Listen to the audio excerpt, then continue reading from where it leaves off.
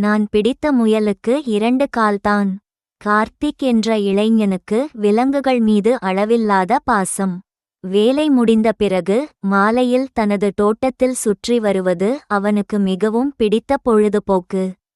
ஒரு நாள் மழை பெய்து முடிந்த பிறகு ஈரமான மண்ணில் சிறிய வெள்ளை முயல் ஒன்று புதர்களுக்கு நடுவே பதுங்கியிருப்பதை அவன் கவனித்தான்.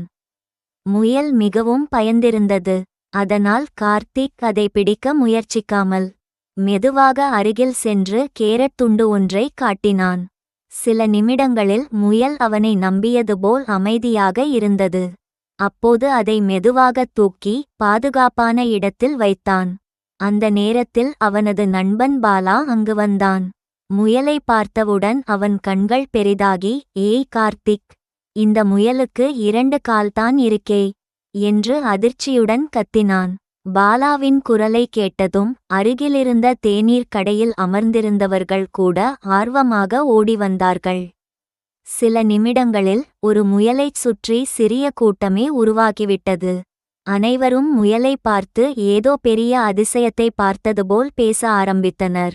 இது வெளிநாட்டிலிருந்து வந்த அரிய வகை முயலாக இருக்கும் என்றார் ஒருவர். இல்லை, இது சமூக வலைதளங்களில் வைரலாகும் என்றார் மற்றொருவர். ஒருவர் தனது மொபைலை எடுத்துக்கொண்டு வீடியோ எடுக்கத் தொடங்கிவிட்டார். அவ்வளவு நேரமும் அமைதியாக இருந்த முயல் பயத்தில் தன் 2 முன்னங்கால்களையும் உடலுக்குள் மடக்கிக் கொண்டு அமைதியாக உட்கார்ந்திருந்தது. அதனால் பார்ப்பவர்களுக்கு 2 பின்னங்கால்கள் மட்டுமே தெளிவாக தெரிந்தன.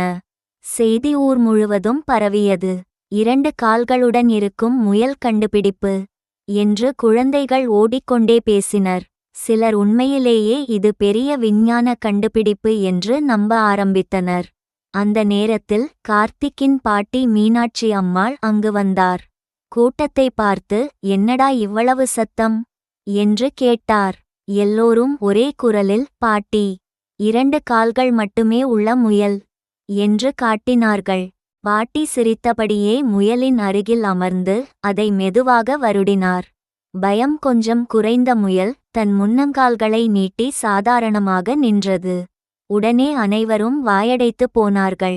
4 கால்களும் சரியாக இருந்தன. அதை பார்த்த பாட்டி சிரித்தபடி சொன்னார், முழுசாக பார்க்காமல் முடிவு எடுத்தால் 4 கால்களுள்ள முயலும் 2 கால்களாக தெரியும். உண்மையை அறிய பொறுமை வேண்டும். அன்றிலிருந்து ஊரில் யாராவது அவசரப்பட்டு ஒரு விஷயத்தை முடிவு செய்தால் மற்றவர்கள் சிரித்தபடி, அட, 2 காலு முயல் கதையை மறந்துட்டியா என்று சொல்ல ஆரம்பித்தார்கள்.